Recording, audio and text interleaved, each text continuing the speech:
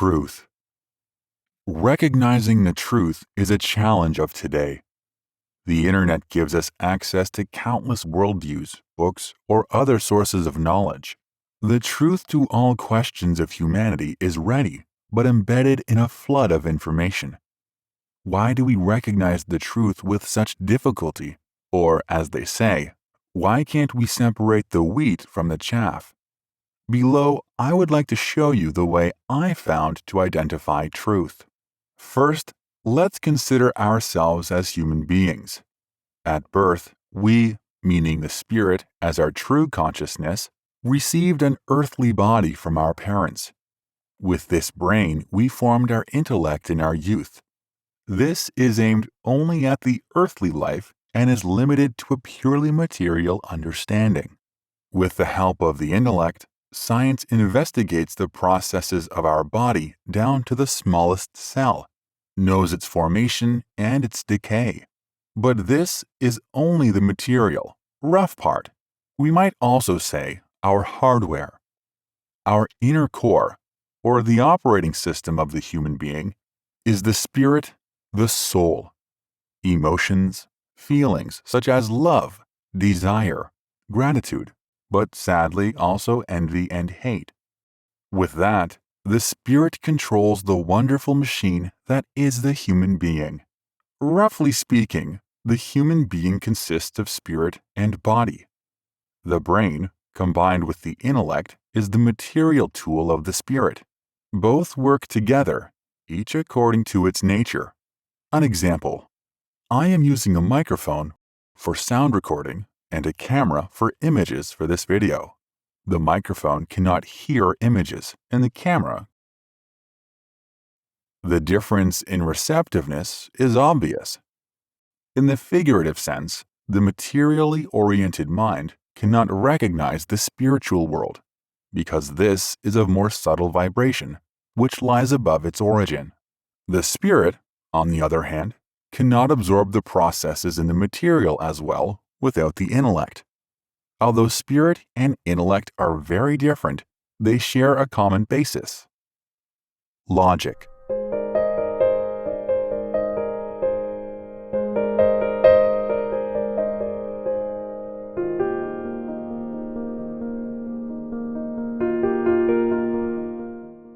In the first place, divine activity shows an absolute perfection, without fault or gap, and perfection demands the strictest logic and absolute consistency in every respect.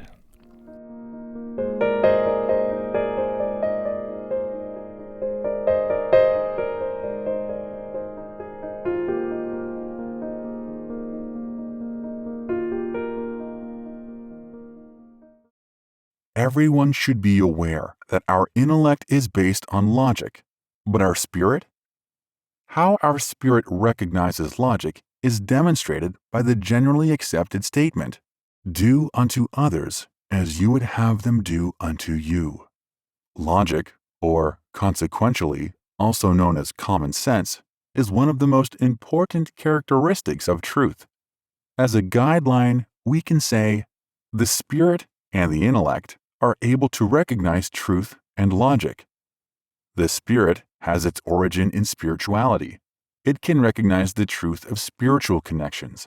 It expresses itself through intuitive perceptions, respectively the inner voice and the conscience. The intellect has its origin in the material. It recognizes the truth in material contexts and expresses itself continuously through our daily consciousness.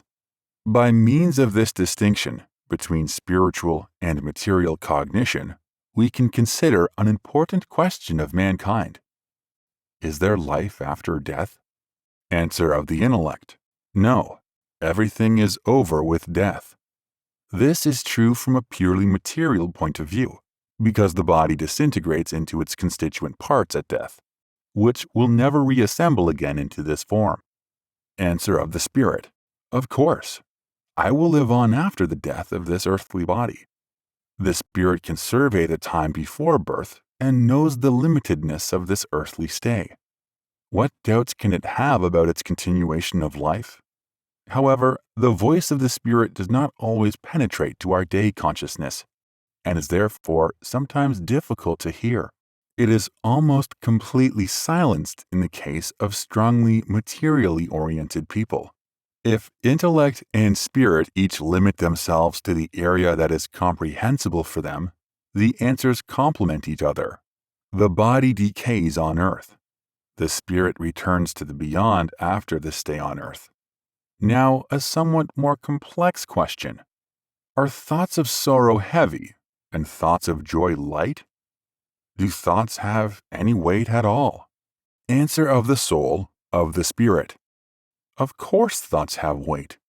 There have been thoughts of suffering that almost crushed me and weighed me down for a long time. Then there were thoughts of love that made me float along as light as a feather. Answer of the intellect. No, thoughts have no weight, because they are only measurable brain waves which do not exist apart from the brain, so they cannot have any weight. What the so-called soul describes are illusions. At this point, principled change of thinking is necessary. Impressions of the soul are just as real and true as impressions of the body. An example about the physical and mental burden. The material burden of a heavy backpack weighs on my body. It becomes heavier than usual. My mental condition is not affected by it. I still feel happily light.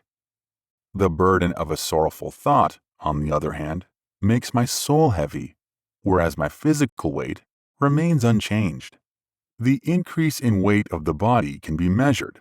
The burden of the soul cannot, but it can clearly be felt. Both are real and true. It is therefore important that the evidence of the intellect, for example, everything measurable, is only authoritative for the earthly material processes. The judgment of our soul, or the spirit, on the other hand, for the soul processes beyond. A grievous thought is an actual burden for the soul body, just as a heavy backpack is for our earthly bodies. However, the implementation of this principle of separation between material and spiritual judgment entails a great challenge. It lies in actually hearing the voice of the spirit or soul, in identifying it. Since many people today do not even regard the spirit as being existent, its voice is usually very weak. The daytime consciousness is dominated by the intellect, which, however, is materially oriented. The intellect is hyperactive and the spirit is idle. Therefore, public life is mainly about money, power, prestige, and vanity, much less about humanity, peace, and harmony with nature. Our faith, our worldview, is also influenced by the mind. Otherwise, there would be no wars of religion, no contradictory teachings. The adherence to man-made beliefs, false traditions, upbringing, and many things is due to the influence of the intellect. Actually, it cannot do anything at all with spiritual topics, but it dominates here too. The spirit no longer has a say in the blind faith of the intellect.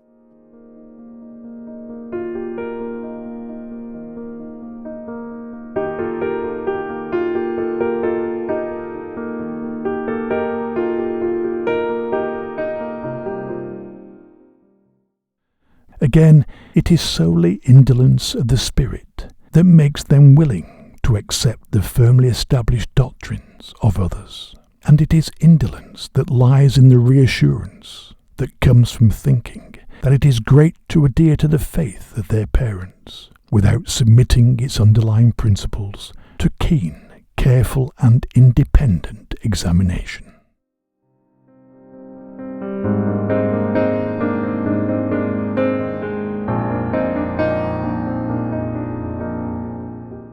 Following this suggestion for introspection, I considered what I learned in confirmation classes as a young man. I was firmly convinced of some of the views of my Christian faith, and these became the cornerstones of my personal worldview. There is only one God. Love is God's greatest gift. Man has a spirit, a soul. What man sows, that he will reap. Whatever didn't convince me, I put aside for the time being without condemning it. This weighing and examining of mental connections strengthens the activity of the spirit. The intellect is not competent to talk about that from its origin. Logic and consistency are always a matter of course for the spirit. As time went by, increasingly more elements of the most different views inserted themselves into my worldview, which had to fit naturally to the existing ones. The law of karma of Eastern religions and the natural law of cause and effect were added to the realization. What man sows, that he will reap. Man's fate is therefore self-determined. These realizations are based on man's free will, which in turn is inseparably linked to his responsibility. The meaning of life is to be regarded as the central question, since many realizations come together here. Without repeated earthly lives, the meaning of life cannot be recognized. Neither can justice. God created the laws of nature, which express God's will. They are thus the guarantor of justice. God's greatest gift is love, of which justice is an important part. My view of the world became increasingly detailed over the decades. As a result, it also became easier to classify newly read or experienced things. The consistent logic became discernible. Each element has its fixed place and stands in connection with others.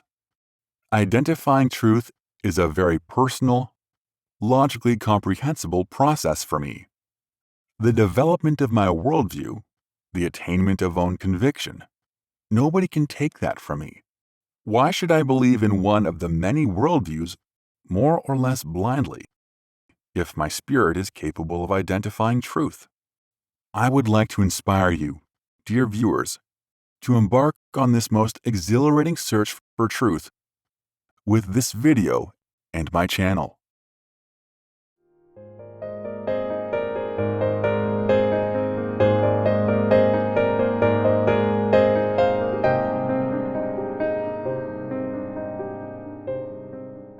Therefore, awake. Genuine faith lies only in conviction, and conviction comes solely through an inflexible weighing and examining. See that you are truly alive in the wonderful creation of your God.